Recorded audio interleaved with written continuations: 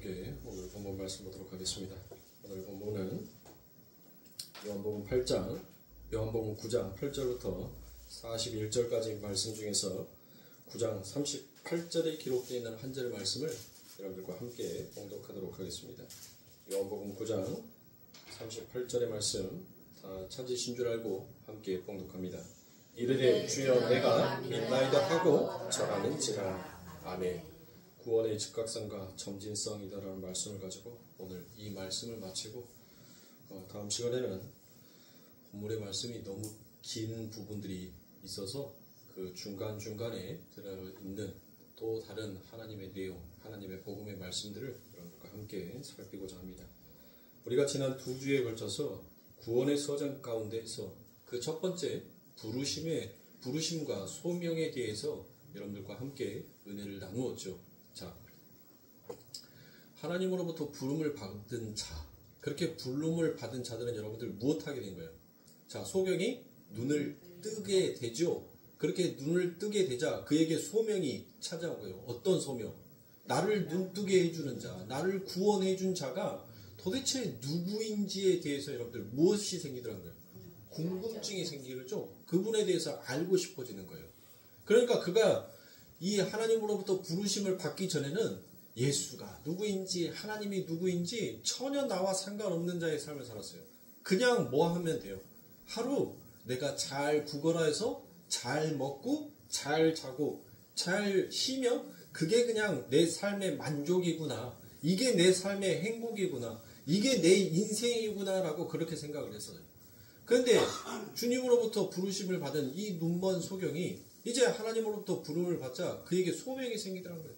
도대체 왜 나를 구원해 주셨을까? 왜 나를 눈뜨게 해줬을까? 그리고 나를 눈뜨게 하고 나를 구원하여 부른 도대체 그분은 누구일까에 대한 그와 같은 여러분들 이제 궁금증이 생긴 거예요. 그리고 그분을 알기 시작하는 그와 같은 길을 가더라는 것입니다. 그리고 그 두 번째로 그렇게 그분에 대해서 이제 알아가는 거예요. 그분이 누구인지에 대해서 이제 깊이 묵상하기 시작하는 거예요. 그렇게 신앙생활을 하다 보니까 그의 삶 가운데서 이제 무슨 단계에 오더란 거예요?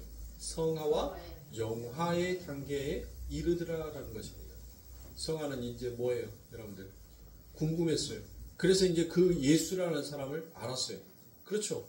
하나님이 누구인지에 대해서 이제 그 깊이가 깊어지기 시작하더란 거예요. 깊어지기. 그러니까 그 신앙의 깊이만큼 그 하나님을 향하는 호칭 또한 여러분들 바뀌어지는 것을 볼 수 있죠? 그렇죠. 그 호칭 또한 바뀌더란 거예요. 점점점 하나님에 대해서 알면 알수록 그 하나님의 알에 대한 신앙의 고백이 점점점 깊어지기 시작하더란 것입니다. 그리고 그렇게 깊어진 차에 마지막 그 결론이 무엇으로 끝나는지를 오늘 9장 36절에서 여러분들 너무나도 잘 설명해주고 있어요. 뭐라고 여러분들 얘기합니까? 뭐라고 얘기를 해요? 38절에 여러분들 보세요. 주여 내가 믿나이다 하고 그에게 절을 하더라는 거예요. 그에게 절을 한다는 것은 여러분들 뭐예요? 내가 왜 눈을 떠야 했는지 왜 내가 당신으로부터 그 부름을 받아야 하는지 이제 내가 알겠습니다. 당신을 믿게 하기 위해서 그리고 당신을 경배하기 위해서 그래서 많은 사람들에게 바로 그 하나님이 누구인지 그리고 왜 나를 그 소명 가운데 불러주셨는지 이제 내가 알겠습니다. 그리고 그 하나님을 경배하더란 거예요. 이게 바로 부름을 받고 그 소명 가운데 신앙의 여정을 걸어가면서 그 하나님에 대한 깊이를 알아가는 자들 그리고 그 깊이를 깨닫고 안 자들이 바로 하나님 앞에 무엇이다라고 그 모습을 나타내는지 여러분들 그 이야기, 그 복음의 이야기가 여기에 다 담겨져 있는 것입니다. 그래서 제가 여러분들한테 항상 조바심을 내면서 재촉하는 것 어쩌면 당신들은 구원받은 사람이 아닐지도 모릅니다 라는 그와 같은 얘기는 여러분들이 미워서 그와 같이 얘기하는 것이 아니라 여러분들의 열심을 독려하기 위하여서 제가 그와 같이 여러분들에게 질책했다라고 생각하시면 돼요. 제가 여러분들에게 그런 말들을 한 번씩 할 때마다 여러분들 여러분들은 우리 목사님이 거기에서 안주하지 말고 더 열심을 내서 더 열심히 달려서 하나님 앞에 나아가라는 또 우리 목사님의 그 동료였구나라는 것으로 여러분들 생각하시고 너무 저를 미워하지 마시기 바랍니다. 네. 여러분들이 구원 못 받아서 여러분들 그렇게 하면 여러분들 구원 받지 못합니다라는 것으로 얘기를 한다면 내가 뭐가 되는 거예요? 내가 하나님이 되는 거잖아요. 어떤 사람이 구원을 받았고 어떤 사람이 구원을 받지 못했는지는 내 소관이 아니에요. 내 고난이 아니란 말이에요. 그건 누구의 고난이에요? 하나님의 권능이고 하나님의 고난이란 말이에요. 아니라라고 한 자가 하나님 눈에는 길 수가 있고 기라라고 한 자가 하나님 눈에는 아닐 수가 있어요. 제가 섣불리 여러분들은 그렇게 가시면 구원 못 받는다고 정말 여러분들이 구원받은 사람이 맞습니까? 라고 얘기를 하는 것은 여러분들을 질책하면서 열심히 더 달리라고. 거기에 안주하지 말고 이 정도의 속도, 이 정도면 되겠지라는 여러분들 거기에 빠지지 마시라고. 그래서 더 열심을 내서 그 하나님을 알아가고 그 하나님을 알아가는 그 깊이만큼 하나님 앞에 온전한 경배를 드리라고 제가 여러분들에게 독려하는 것이지 여러분들이 미워서 여러분들 그렇게 말씀드리는 거 아닙니다. 그러니까 여러분 또한 저를 미워하지 마시기 바랍니다. 그렇죠? 우리는 왜 그렇습니까? 왜 제가 여러분들에게 이런 말씀을 드릴까요? 성경에는 다 우리가 어떠한 자다라는 것을 너무나도 성경은 자세하게 기록해 놓고 있어요. 그래서 예수님께서도 그의 제자들을 질책하는 이유는 무엇이에요? 왜 그랬어요? 그 제자들이 미워서요? 그 제자들이 어느 구원의 성화의 단계에 이르지 못하여서 예수님께서 여러분들 그와 같은 재촉을 했었습니까? 아닙니다. 너희들 지금까지도 잘하고 왔는데 그런데 거기에서 잘했다라고 거기에 안주하지 말고 그것만 하려고 하지 말고 너희들 더 열심히 뛰어. 더 열심히 앞을 보고 뛰면 분명히 너희들 영화의 단계에 이르는 그 순간이 있을 거야. 그러니까 열심히 달려라고 우리 예수님께서 그의 제자들을 그렇게 가르치셨어요. 왜? 그렇게 가르치는 사람이 없으면 우리는 다 어디로 간다? 이사야서 53장의 말씀을 제가 읽어드립니다. 이사야서 53장 1절부터 11절의 말씀을 여러분들은 누구보다 이제 다 외웠을 거라, 외우다시피 했을 거라 생각합니다. 우리의 천한 것은 누가 믿었느뇨? 여호와의 팔이 누구에게 나타났뇨? 그는 주 앞에서 자라나기를 연한 순 같고 마른 땅에서 나온 줄기 같아서 고운 모양도 없고 풍채도 없은즉 우리의 보기에 흠모할 만한 아름다운 것이 없도다. 그는 멸시를 받아서 사람에게 실어 버림바 되었으며 강고를 많이 겪었으며 질고를 아는 자라. 마치 사람들에게 얼굴을 가리우고 보지 않음을 받는 자 같아서 멸시를 당하였고 우리도 그를 귀히 여기지 아니하였도다라고 되어 있습니다. 그리고 난 다음에 이제 4절부터 여러분들 무엇이 나오는 거예요? 그 인자가 우리를 위하여서 당할 일이 나오는 거예요. 그는 실로 우리의 질고를 지고 우리의 슬픔을 당하였거늘 우리는 생각하기를 그는 징벌을 받아서 하나님에게 맞으며 고난을 당한다 하였노라.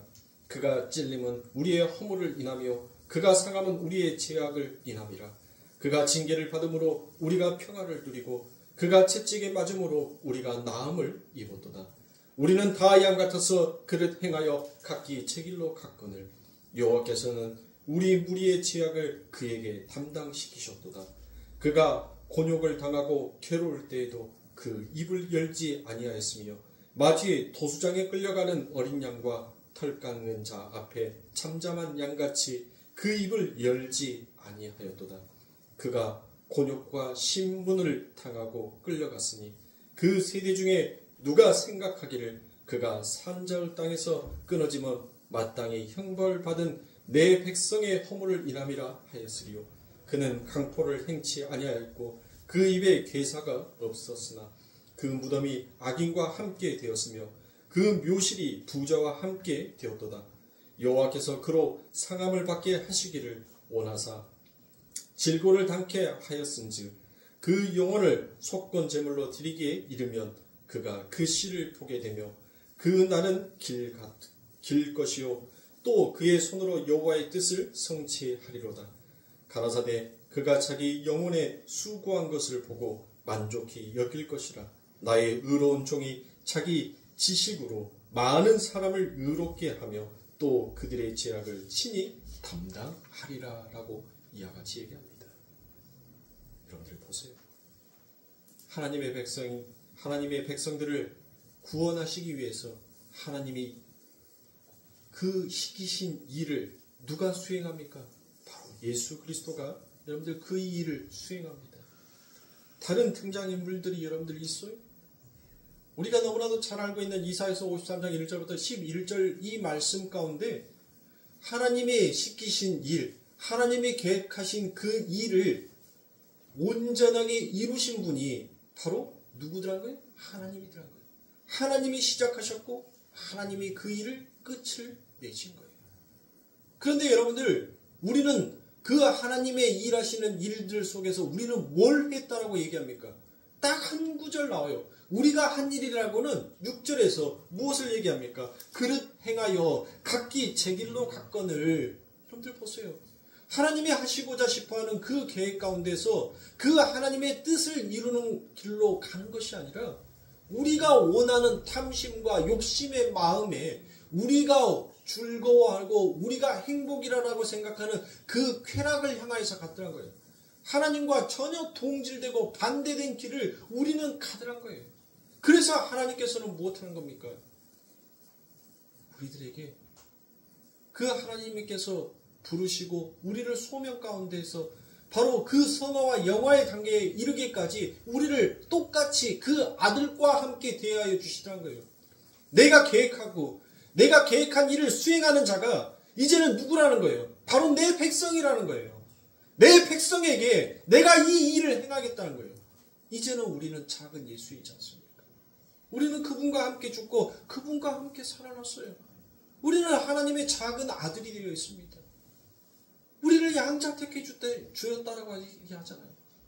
그 아버지의 일을 그 아들이 했어요. 그 아버지의 심부름을 그 아들이 여러분들 아버지가 원하셨던 그 일을 아들이 다 하더란 거예요. 맞습니다. 우리도 하나님의 아들이에요. 하나님의 아들로서 하나님께서 이제 우리를 무엇하고 원하는 거예요? 하나님이 계획하신 그 일을 이제 그 아들인 우리가 그 일을 마땅히 수행하기를 하나님께서 원하시더란 거예요. 우리를 아들로 되어 주셨기 때문에. 그래서 하나님께서는 우리들을 무엇하는 거예요? 여러분들 거기에 안주하지 말라라고. 우리에게 여러분들 채찍으로 그 아버지 하나님께서 고난과 연단과 환난을 통하여서 우리를 훈련시키고 단련시키는 거예요. 무엇을 위한 훈련? 무엇을 위한 연단이에요? 바로 하나님의 이 뜻을 이루기 위한 환난과 연단이었더란 것입니다. 그리고 그렇게 환난과 연단을 당하는 자가 결국 그 하나님 앞에 무엇이다라고 여러분들 고백합니까? 당신은 나의 아버지이십니다. 당신은 나의 하나님이십니다. 그 고백을 하더란 거예요. 나는 당신의 아들이요. 나는 당신의 백성입니다. 누가 한 말입니까? 하나님께서 죄 많은 당신의 백성들에게 하나님께서 약속하신 그 약속을 이제 우리가 하나님 앞에 올려드려야 하는 그 자리에 있더란 것입니다. 하나님께서는 나는 너의 하나님이 될 것이고 너희는 내 백성이 될 것이다. 그리고 그 말씀의 깊이가 이제 나는 너의 아버지가 될 것이고 너희는 내 자녀가 될 것이다 라고 말씀을 바꾸어서 더 깊이 있이 말씀해 주셨어요. 이제 그 말씀을 받은 자 바로 하나님이 계획하시고 그 예수 그리스도가 성령과 함께 그 일을 이루어내시는 그 일을 이제 누구 안에서? 바로 당신의 백성 안에서 이루고자 싶어 하더란 거예요. 어떤 이름을 원하는 거예요? 당신은 나의 아버지가 맞고 나는 당신의 자녀가 맞습니다. 내 아비가 옛적에는 마귀였으나 이제 나의 아비는 마귀가 아닌 영원한 유일하신 하나님이십니다. 이 고백을 당신의 백성들 입에서 끄집어내고 싶으신 거예요. 하나님께서. 강단에 서서 있는 이 목사는 그 하나님의 의중과 그 하나님의 마음으로서 여러분들에게 설교를 하는 겁니다. 여러분들이 고백해야 할 그 고백은 여러분들 다른 고백이 아니에요. 하나님 권력에 힘을 주셔서 감사합니다. 하나님 이렇게 나한테 위대한 상을 받게 해주셔서 하나님 앞에 영광입니다. 그런 걸 하나님이 원하시는 바가 아니에요. 하나님께서 그런 것으로 여러분들 영광 받으실 만한 분도 아닙니다. 권력의 힘을 줬다라고 해서 하나님 감사합니다라고 해서 하나님께서 그거에 대해서 기뻐하겠습니까? 금메달 따고 연예 대상 받았다고 해서 하나님 앞에 영광입니다라고 했을 때 그게 하나님 앞에 진짜 영광이겠어요? 하나님 앞에 영광된 진짜 성도의 고백, 그 자녀의 고백은 바로 이 고백이란 거예요. 하나님이 하셨던 그 고백을 당신의 자녀의 입에서 다시 하나님 앞에 올려드릴 수 있는 고백. 그게 하나님께서 가장 받고 싶어 했던 고백인 겁니다. 그래서 우리 성도들의 삶 가운데서 여러분들 무엇하는 거예요? 바로 그것을 배워가는 거예요. 그것을 배우기 위해서 우리는 끊임없이 무엇하는 거예요? 끊임없이 이 신앙을 그리고 성경을 기도를 찬송을 하면서 그 하나님의 주신 은혜가 무엇인지 나의 하나님이 누구인지를 여러분들 거기에서 여러분들 그 깊이를 알아가는 거예요. 설교의 말씀을 들으면서 하나님이 누구인지를 알아가는 거예요. 그걸 하기 위해서 여러분들 우리는 세상의 즐거움, 세상의 행복이다라고 말하는 것들을 던져버리고 세상이 알지 못한 진짜 참된 행복, 참된 평화를 우리는 알기에 하나님 앞에 모이기에 하나님 앞에 예배드리기에 우리는 기뻐하는 자인 거예요. 여러분들은 삶 가운데 있어서 어느 날 갑자기 내 삶이 바뀌었다라고 생각하지 마십시오.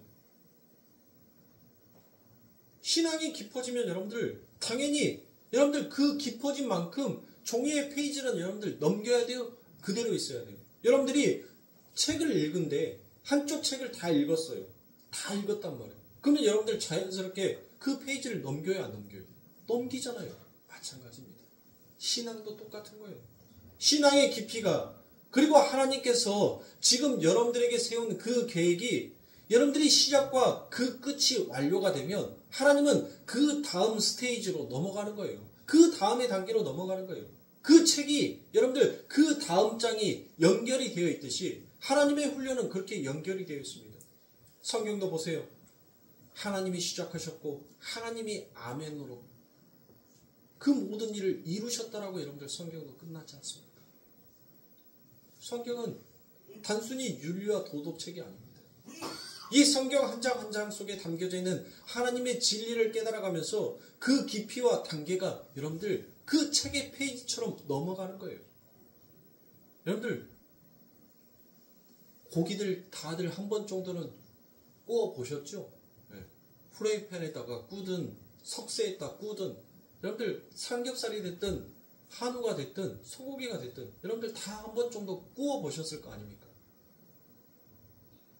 고기 언제 뒤집어요, 여러분들? 고기 한쪽 면이 익었다라고 생각이 될 때 여러분들 뭐예요? 뒤집죠? 왜 뒤집는 거예요? 안 뒤집으면 뭐하니까? 타니까. 버려야 되는 거니까. 마찬가지예요. 제가 여러분들에게 자꾸 질책하고 제가 자꾸 여러분들에게 조바심을 내면서 그렇게 신앙생활을 하면 안 됩니다. 그렇게 아니무사하게 그렇게 게으르게 신앙생활 하시면 안 됩니다라고 제가 여러분들에게 말씀을 드리는 것은 고기도 여러분들 고기도 한쪽 면이 익으면 뒤집듯이 신앙도 내 한쪽 면이 깊어졌으면 또 뒤집어야 되는 거예요. 뒤집어서 뭐 해야 되는 거예요? 뒤집어서 내가 아직 익지 아니하는 부분, 내가 아직 깊어지지 아니하는 부분이 그 불에 의해서 달궈져야 되는 거예요. 달궈져야지 여러분들 뭐합니까? 고기가 안 익었는데 여러분들 먹습니까? 안 먹잖아요.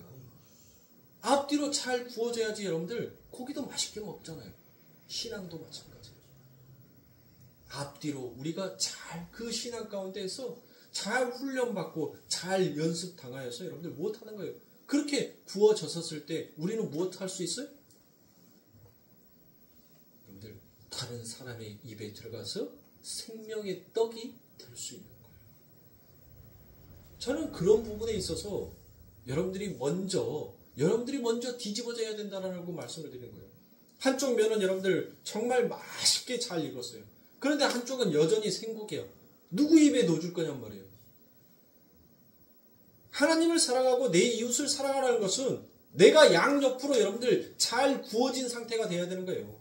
잘 구워져야지 여러분들 누군가의 입에 들어갔었을 때 그 음식이 생명이 될 거 아닙니까? 맛을 느끼게 하는 즐거움이 될 거 아닙니까? 내가 아직 신앙의 깊이도 없고 내가 아직 덜 익어 있는데 누구 입에 들어가겠냔 말이에요. 그러면 들어가면 여러분들 뭐예요? 여러분들 고기 더 늙었으면 여러분들 뭐예요? 뱉지요? 그래요. 신앙생활이 마찬가지예요. 하나의 열심만으로 가지고는 여러분들 결코 될 수 없는 것이 신앙이라는 것입니다.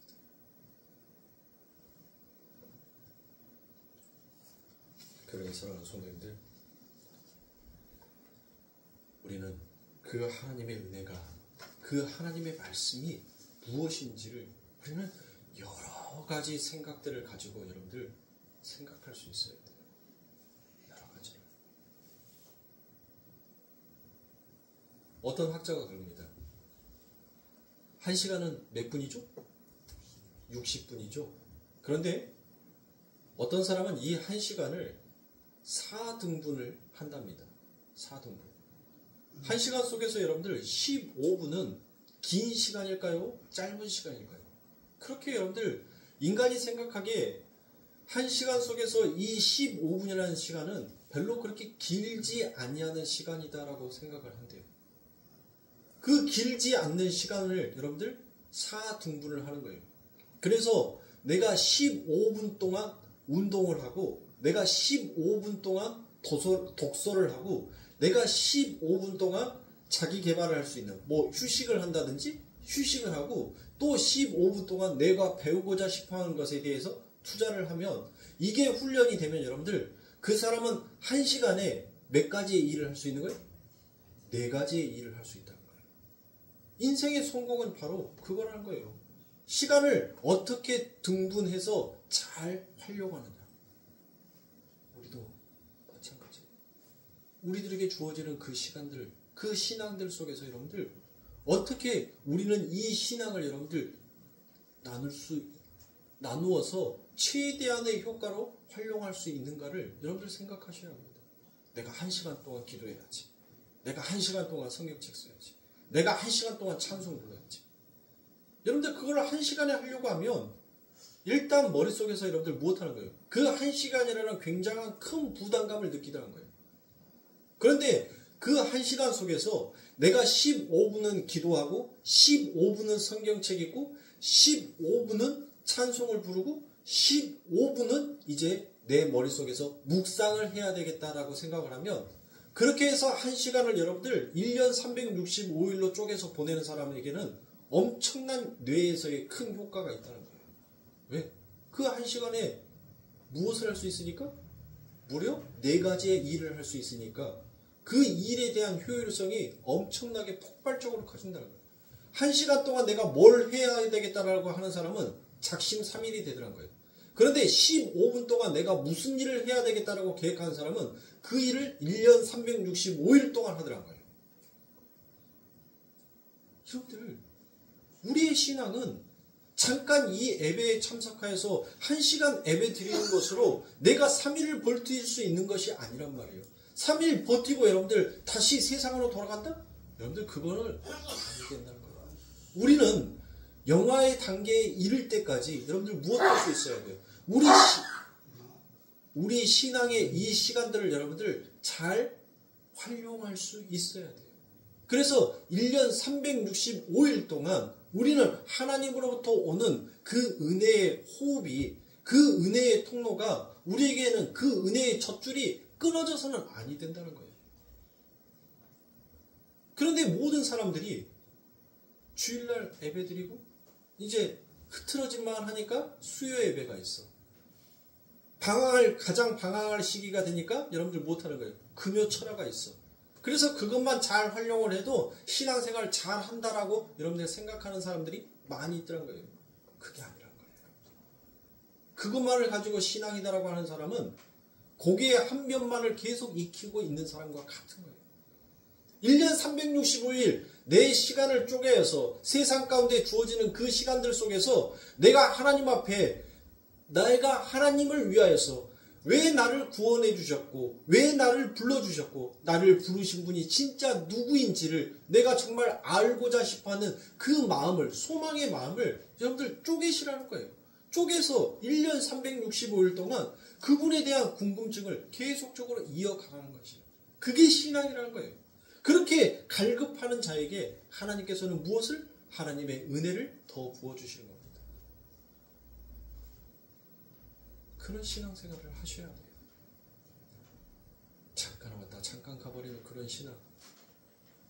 그런 신앙을 하실까봐, 그리고 또 거기에 안주하고 계실까봐 제가 여러분들에게 조마조마하는 그 마음으로 여러분들에게 말씀을 드린 겁니다. 우리가 하고 있는 이 신앙의 생활들을 우리는 다 알 수가 없어요. 여러분들, 우리가 알고 예수님을 믿었습니까? 예수님께서 어떻게 물 위를 걸어갈 수 있는지 그거 알고 믿었어요?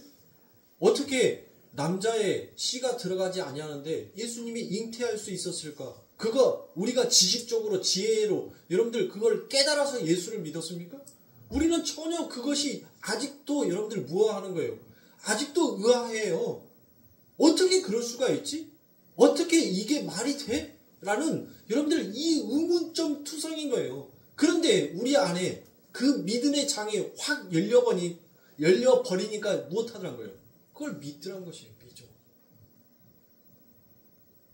여러분들, 제가 예전에도 여러분들에게 말씀을 드렸죠. 빛. 제가 이 마이크를 통하여서 말을 하고 있어도 이 스피커를 통하여서 그 빛이 여러분들에게 나가서 그게 빛의 파장, 우리가 소리라고 하지만 그 빛 가운데 있는 소리가 파장이 되어서 여러분들 귀에 들리는 거예요. 이 빛은 여러분들 볼 수 있는 거예요? 못 보는 거죠. 못 보는 거란 말이에요.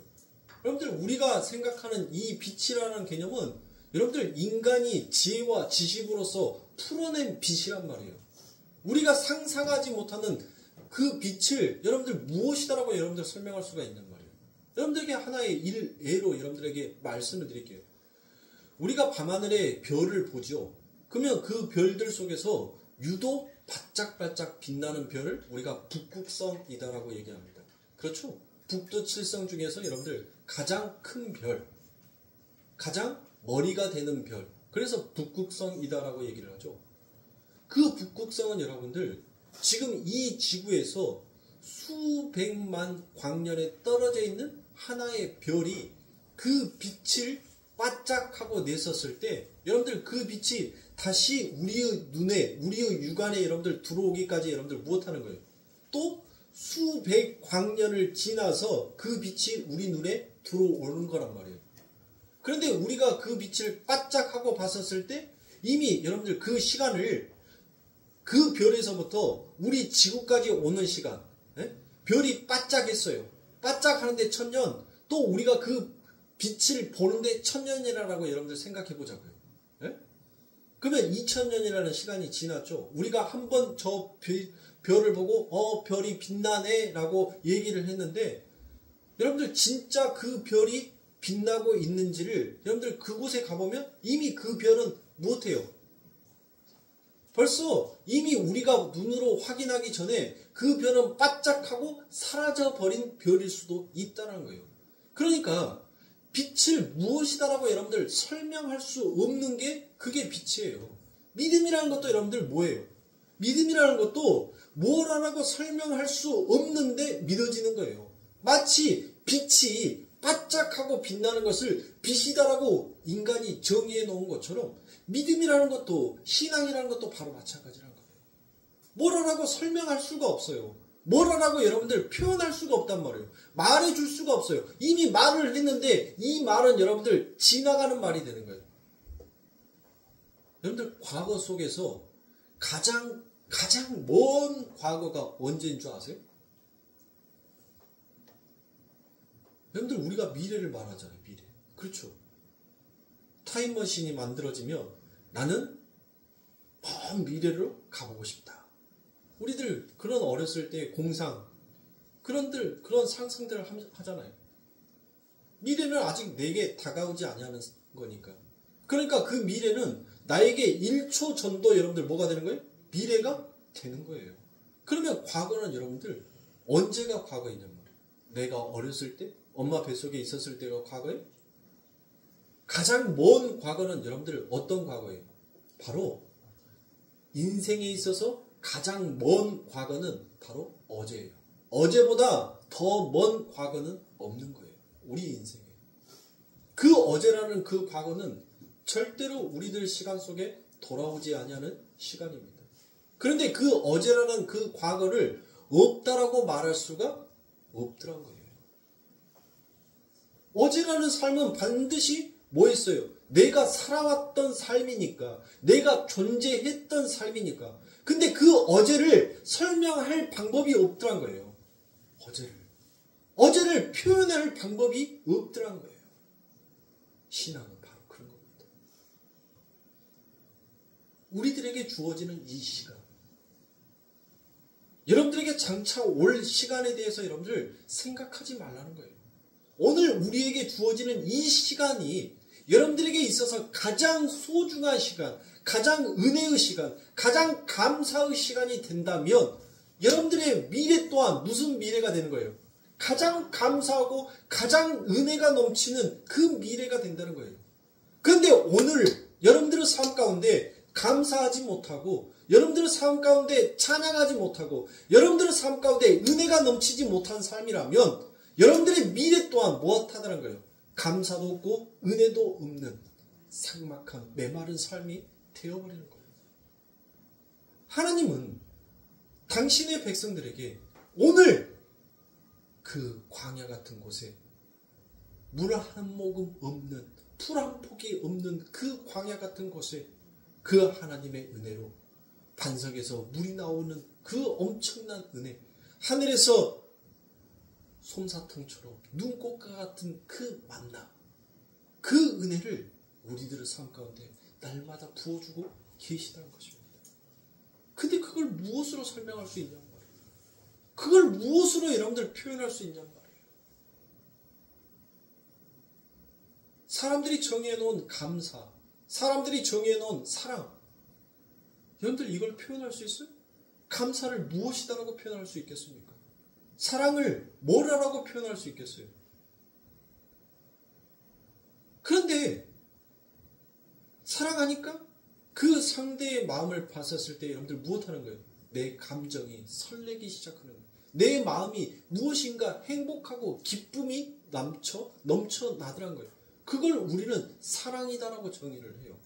그리고 또 그 사랑 가운데서 감사다라고도 표현하기도 하는 겁니다. 이처럼 우리가 인생을 살아가면서 흔히 정의하지 못하고 말하지 못하고 표현하지 못하고 설명할 수 없는 것들을 우리는 그냥 믿고 살아가는 거예요. 믿고. 그래, 세상에는 사랑이 있어. 그리고 감사가 있어. 행복이라는 게 있어. 그런데 그렇게 허구처럼 떠오르는 그 모든 것들을 우리는 실상으로 찾고 가는 사람이라는 거예요. 왜요? 우리는 누구를 믿으니까? 바로 감사하고 사랑이고 행복이라는 그 예수를 우리는 알고 가는 자입니다. 허구를 잡는 사람들은 그 허구 속에서 그걸 잡기 위해서 여러분들 끊임없이 어제보다 더 빠른 오늘을 향하여서 가지만 우리는 그렇게 달릴 필요가 없다는 거예요. 오늘 내 삶 가운데 내가 그 예수를 품에 안고 있다면 우리는 예수를 내 옆에 두는 사람으로 생각해요.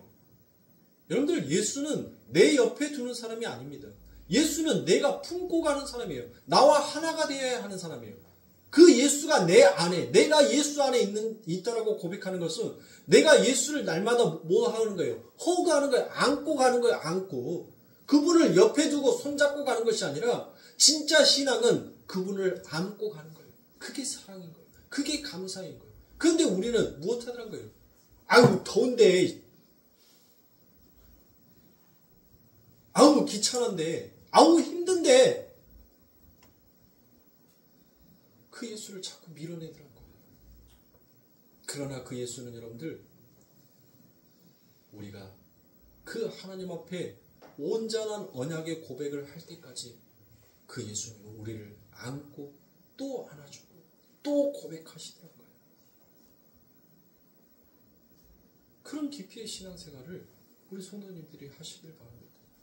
성경을 읽으면서 여러분들 단순히 보여져 있는 글자로 그려져 있는 그 활자들만 보지 마시고 도대체 이 성경의 말씀에 왜 하나님께서 나를 구원하셨고 왜 나를 부르셨는지, 그리고 이 말씀 속에서 나를 부르신 그분의 무슨 뜻이 있을까를 여러분들 생각하시고 성경을 읽어보세요. 그리고 그것을 갈망하세요. 그러면 하나님께서 여러분들 무엇을 보게 해주는 거예요? 지혜의 눈을 뜨게 해주는 거예요.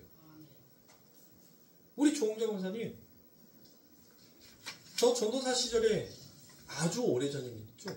제가 전도사 생활을 했었습니다. 그때 여러분, 그때 우리 권사님 제 설교 어땠습니까? 참 더듬더듬. 처음 올라와서 하는 설교라서 떨기도 엄청 떨었고, 더듬더듬 하면서 예수라는 복음이 이렇게까지 진하게 나오지는 않았어요. 제가 이렇게까지 깊이시 않을 때는 여러분들 얼마나 많은 시간이 걸렸는지 몰라요. 도대체 나를 구원한 하나님, 그리고 그렇게 싫다라고 하는데도 기필코 그 끈을 놓지 아니하고 나를 붙잡고 가는 그 하나님, 도대체 당신은 누구입니까? 날이면 날마다 술 먹고 날이면 날마다 담배 피면서 하나님, 그렇게 하나님이 싫다라고 곁길로 그렇게 멀리 갔는데, 그런 나를 하나님 다시 이 광주로 나를 불러서 그 길을 기필코 가게끔 만드는 그 하나님 도대체 누구입니까? 내 안에서 그 오랫동안 신학에서 공부를 했을 때보다 더 깊이 있는 그 하나님에 대해서 갈망함이 생기더라고요. 왜 나를 놓지 않습니까? 나보다 더 훌륭한 사람들 많이 있는데, 나보다 더 성품이, 나보다 더 인격이 잘 훈련되어 있는 사람, 왜 하필이면 나입니까? 왜 미련하고 미천하고 화가 많은 나를 왜 하나님 그렇게 쓰고 싶어 하십니까? 다듬어지지 아니하는 모난 돌을 왜 하나님 그렇게 하나님의 기둥으로 쓰고 싶어 하십니까? 그러면서 어느 날 문득 그 하나님의 깊이에 대해서 알게 되었어요. 그리고 제 설교가 바뀌기 시작한 겁니다.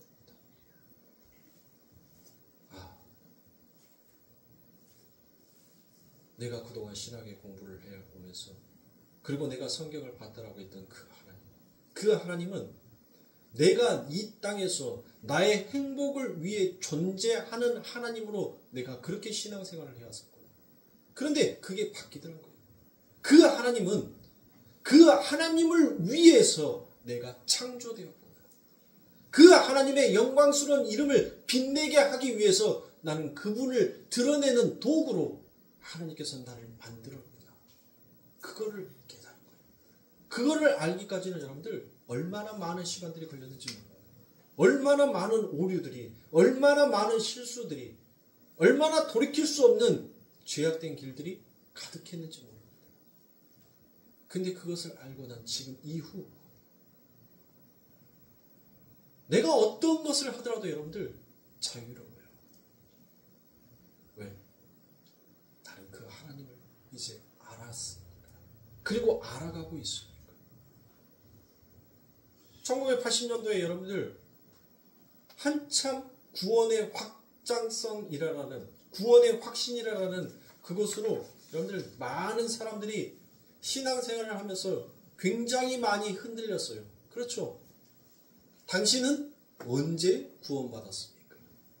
그 질문에 대해서 성령의 부흥을 받아서 한참 교회가 부흥하고 한참 교회가 뜨거웠던 그 시대에 여러분들 교회가 갑자기 엄청난 멘붕에 빠진 거예요. 엄청난 멘탈이 나가버리는 거예요. 정신이 멍한 거예요. 교회가 한 대 빵 하고 맞은 거예요. 당신은 언제 구원받았습니까? 라는 그 질문에 그걸 대답하지 못하니까 당신은 어쩌면 아직 구원받지 못한 사람일지도 모릅니다. 라는 그 질문 앞에 엄청나게 많은 사람들이 여러분들 교회 앞에 좌절했다니까요. 지금도 여러분들 당신 언제 구원받았습니까? 라고 지금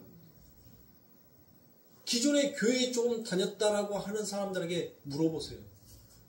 우리 교회는 당신 언제 구원받았습니까? 라고 했을 때 1990년 몇 월 며칠 몇 시에 내가 뭘 하다가 하나님의 피를 받아서 내가 구원을 받아서 어느 교회에 이끌려가지고 거기에서 성령을 만났다라고 얘기하면 우리 교회 성도 아니에요. 그건. 우리 교회 성도 아니야. 새신자는 그렇게 말할 수 있어. 그러나 우리 교회 6년 동안 설교를 들었던 사람은 당신 언제 구원받았어? 라고 물어보면 뭐라고 대답해? 그래요. 우리는 이미 창세 전에 구원받은 자예요. 창세 전에. 그게 구원의 확신인 거예요.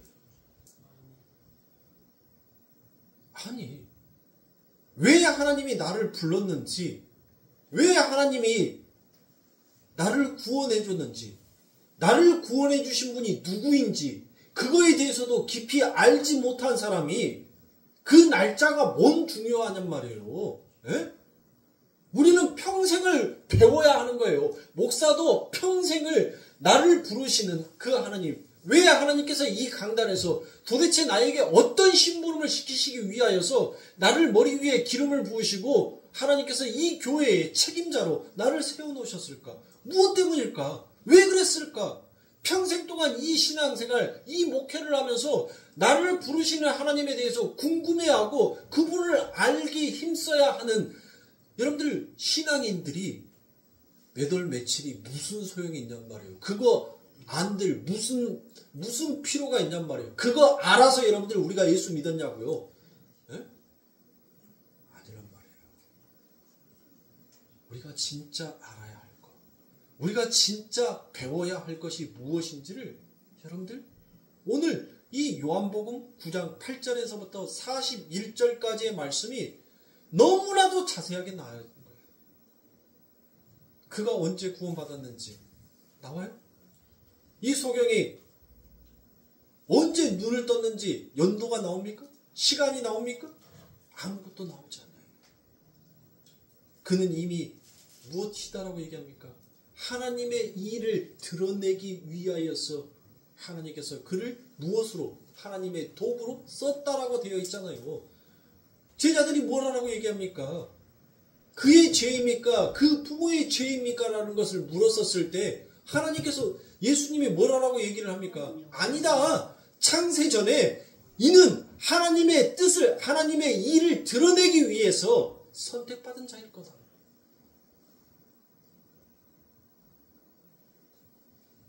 보세요.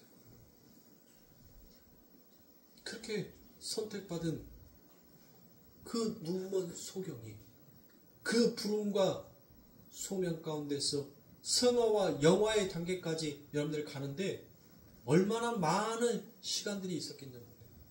근데 그 많은 시간들을 여러분들 성경에 다 기록해 놓으면 이 성경이 여러분들 어때요? 에? 자, 여러분들이 이제 곧 있으면 추석이죠. 네, 추석이에요. 그래서 여러분들 다들 머리에 바람 좀 쐬러 가실 겁니다.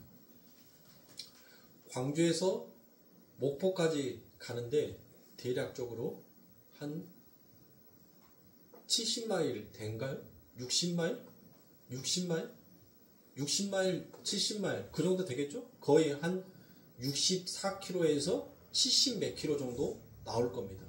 자, 광주에서 목포를 가야 하는데 여러분들 지도로 여러분들에게 그걸 그리려고 하면 여러분들 어떻게 그려주겠어요? 우리가 약도다라는 말을 하죠. 약도. 간략할 약자에다가 그림 도자를 써서 약도. 약도가 뭐예요? 간략하게 주요한 장소를 그려서 만들어 놓은 그림을 약도다라고 얘기를 하죠. 그런데 그 약도를 딱 주니까 여러분들 뭐해요? 보고 가죠. 갈 수 있단 말이에요. 가. 에? 만약에 여러분들이 60마일 정도 되는 64km 정도 되는 그 종이에다가 여러분들 광주에서 목포 가는 그 길을 그려달라고 하면 여러분들 그릴 수 있겠어요? 64kg 되는 종이 위에다가 그걸 그려달라고 하면 여러분들 그릴 수 있겠냔 말이에요. 못 그리잖아요. 그렇죠? 작은 종이 위에다가 자, 지금 당신이 서 있는 위치는 여기고 여기에서 어디를 통해서 어디 고속도로를 타고 어느 정도 가면 어떤 길이 나오고 그 길에서 어디를 가면 목포에 도착합니다. 여러분들 딱 그려지잖아요. 자, 우리 교회에서 뭐 출발한다면 여기 쌍천역 사거리에서 자, 광천동 방향으로 해서 광천동 방향에서 저 송정림 방향 무진대로라는 그 큰 도로가 있을 거니까 그 도로를 타고 계속 직진만 하십시오. 계속. 절대 좌로도 우로도 치우치지 말고 계속 직진만 하다 보면은 한평 휴게소를 지나서 목포 가는 방향, 무안 가는 방향이 나올 겁니다. 그래서 당신이 목포를 간다라고 했으니까 가다가 한평 휴게소가 지나면 바로 끝차선, 3차선을 타셔서 목포 방향으로 그 노타리를, 고가를 타고 가시면 이제 목포의 길이 나올 겁니다. 하고 여러분들 그렇게 간략하게 해서 큰 것들만을 이렇게 쭉쭉쭉쭉 그려서 여러분들 주면 그 사람이 알아먹어요? 못 알아먹어요? 알아먹겠죠? 알아먹을 거 아닙니까? 네? 바로 성경도 그거예요. 여기에서 64km나 떨어지는 그 길을 상세하게 다 적어줄 수가 없으니까 성경이 무엇하는 거예요? 그 부르심과 소명과 성화와 영화가 무엇인지를 약도처럼 아주 짤막한 그 내용 안에 그 내용들을 다 담아가지고 그려서 바로 이 글을 읽는 독자에게 하나님이 계획하시고 하나님이 완성하시는 일이 무엇인지 그리고 그 완성의 그 결과물이 어떻게 나타나는지를 지금 이 요한은 약도로서 구원의 서정을 이 짧은 글 안에 다 그려놓은 거예요. 그걸 읽고 나니까 여러분들 이해가 되는 거야, 안 돼요? 되잖아요. 되잖아요. 바로 그런 겁니다. 그러니 지금은 우리의 서정이 우리의 길이 희미하게 보인다 할지라도 여러분들 그 길은 반드시 우리의 눈에 뚜렷하게 그려질 시간들이 있어요. 아직 우리는 그 약도만 받았어요. 우리는 그 목포를 향하여서 여러분들 아직 달리지를 않았단 말이에요. 그 길이 어떤 길인지 그 길 위에 어떤 일들이 펼쳐져 있을지 우리는 아무도 몰라요. 그냥 희미한 길이란 말이에요. 그런데 그 길 위에 막상 서서 달려보니까 무엇하더란 거예요? 우리의 목적이 보이기 시작하더란 거예요. 그렇게 멀게만 느꼈던 그 목포가 내 눈앞에 이제 보이고 펼쳐지더란 것이에요. 신앙도 마찬가지입니다. 천국이라는 것이 아마득하게 멀게만 느껴져요. 그 길로 가는 길이 너무나도 희미하게 그려집니다. 그러나 하나님의 백성은 달리는 거예요. 그 십자가를 향해서 달리다 보니까 그 희미한 길이 이제 무엇처럼? 또렷한 길처럼 우리 눈에 보이기 시작하더라 합니다. 그걸 바로 고린도전서 13장 12절에서는 이렇게 얘기합니다. 우리가 이제는 거울로 보는 것 같이 희미하나 지금은 무엇해요? 우리가 걸어가는 이 인생이 우리가 걸어가는 이 신앙이 무엇하다는 거예요? 희미하다는 거예요. 희미해. 이게 바로 교회예요. 이게 하나님이 세운 하나님의 성전, 하나님의 교회, 하나님의 백성이란 말이에요. 그 백성들이 이 희미한 길을 가는 거예요. 네? 사도 바울이 여러분들 무엇하는 거예요? 바울이 무엇하다라고 얘기해요? 거울로 보는 것 같이 희미하다는 거예요. 내가 지금 이 사도로서 걸어가는 이 길이 희미해 보인다는 거예요. 그런데 무엇이다라고 얘기합니까? 그때에는 얼굴과 얼굴을 대하여 볼 것이요. 이제 무엇하다는 거예요? 그 희미했던 것이 이제 무엇하다고요? 또렷하다는 거예요. 또렷하게. 내가 진짜로 보는 것처럼 또렷하다는 거예요. 이제는 내가 부분적으로 아나. 그때는 주께서 나를 아신 것 같이 내가 온전히 알리라 라고 이와 같이 얘기합니다. 이게 신앙인 거예요. 우리는 이 길을 향하여서 여러분들 달려가는 것입니다. 사랑하는 성도님들, 여러분들의 신앙 가운데서 비록 희미해 보이죠. 안 보인단 말이에요. 뿌연 안개처럼 여러분들 그렇게 뭔가가 끼어있는 것처럼 보여요. 그러나 그래도 여러분들 거기에 안주하지 마시고 달리셔야 합니다. 달리셔야 돼요. 그렇게 달리다 보니까 이제 우리의 목적지가 보이는 거예요. 그 목적지가 희미하게 보였던 그 목적지가 이제는 내 눈에 확실하게 또렷하게 보이더란 것입니다. 그걸 위해서 여러분들 신앙생활이 필요한 거예요. 그걸 위해서 신앙의 훈련이 필요한 거예요. 그걸 위해서 여러분들 하나님의 설교의 말씀이 필요한 겁니다. 이런 마음으로 여러분들 열심히 다니세요. 여러분들이 미워서 결코 여러분들을 질책하는 것이 아닙니다. 더 달리시라고. 희미해 보이는 길 위에 서 있는 여러분들, 거기에 안주하시면 뒤에 오는 사람과 부딪히면 여러분 사고 나요. 사고. 마귀는 지금 여러분들을 사고 내기 위해서, 그 길을 가지 못하게 하기 위해서 마귀는 여러분들을 무엇하는 거예요? 그 지차 앞에다가 흉악한 무기를 달고 달려와요. 우리를 어떻게 해서든 부셔버리려고, 절대로 그 길 못 가게, 도태되게 만들려고. 그래서 잠시라도 우리는 브레이크 밟으면 안 돼요. 우리는 달려야 하는 거예요. 그 십자가를 보고. 그래서 제가 여러분들에게 때로는 험한 말, 거친 말을 하더라도 우리 성도님들이 제 마음의 의중을 조금 읽어주시고 더욱더 깊이 있는 신앙생활을 해 나가시면 좋겠습니다. 교회 설립이 6주년이 아니라 우리 성도님들이 그 신앙 가운데 더욱더 깊어지는 6년이, 그리고 깊어져가는 이제 돌아오는 7년이 되어지기를 저는 여러분들에게 간절히 소망합니다. 7년